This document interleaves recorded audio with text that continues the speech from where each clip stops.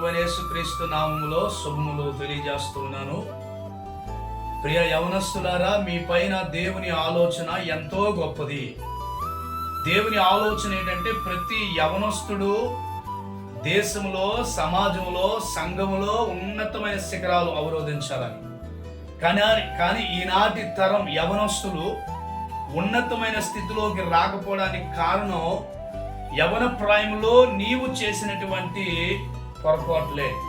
యవన ప్రాయంలో ఉంటున్న నీవు ఒక మంచి గురు కలిగి, మంచి గమ్యం కలిగి ప్రయాణించవలసిన నీవు యవన ప్రాయంలో చదవాలనుకున్న ఆ సమయాల్లో చదవకపోవడం, యవన ప్రాయంలో దేవుని సన్నిధికి వెళ్ళి వాక్యాన్ని విని వాక్యం ద్వారా జీవితాన్ని సరిదిద్దుకోవలసిన నీవు యవన ప్రాయంలో తల్లిదండ్రులకి, కుటుంబానికి ఒక బలమైన యోధుడిగా నిలబడవలసిన నీవే ఈరోజు బలహీనుడిగా, ఈరోజు కృంగిపోయిన వాడిగా ఉండడానికి కారణం ఏంటి అంటే నీవు ఏ సమయాల్లో ఏది చేయాలో అది చేయకపోవడమే.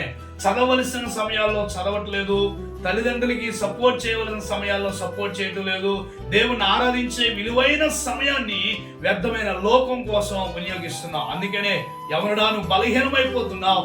దేవుని చిత్తం, నువ్వు బలవంతుడు కావాలి.